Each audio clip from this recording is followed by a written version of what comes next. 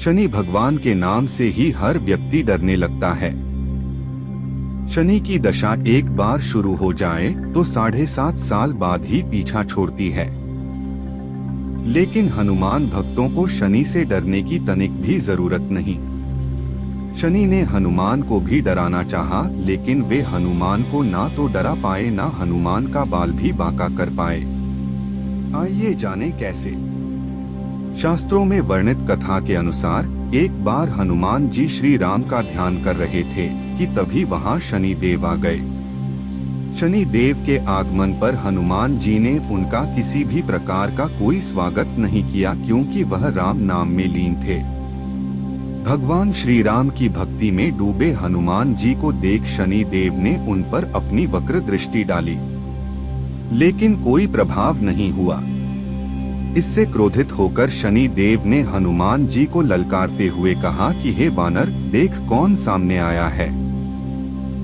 हनुमान जी ने शनि देव पर कोई ध्यान नहीं दिया और अपनी भक्ति में लीन रहे।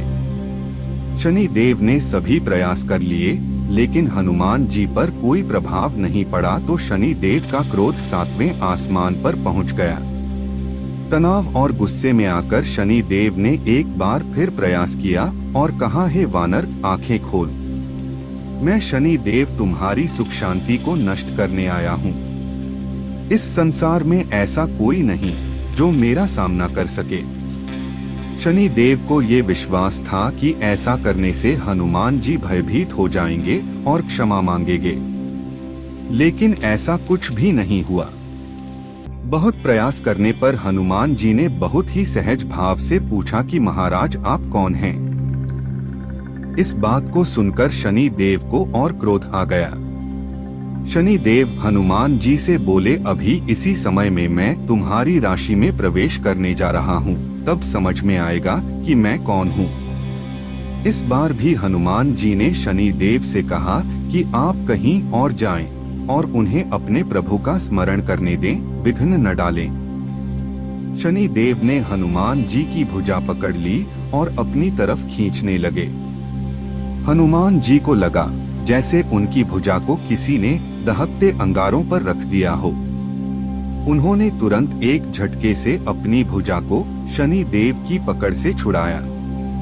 इसके बाद शनि ने विकराल रूप धारण किया और उनकी दूसरी बाह को पकड़ने की कोशिश की तो हनुमान जी को हल्का सा क्रोध आ गया और उन्होंने अपनी पूंछ में शनि देव को लपेट लिया।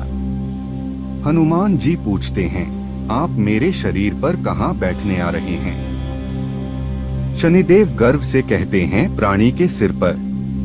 मैं 2.5 वर्ष प्राणी के सिर पर रहकर उसकी बुद्धि विचलित बनाए रखता हूँ।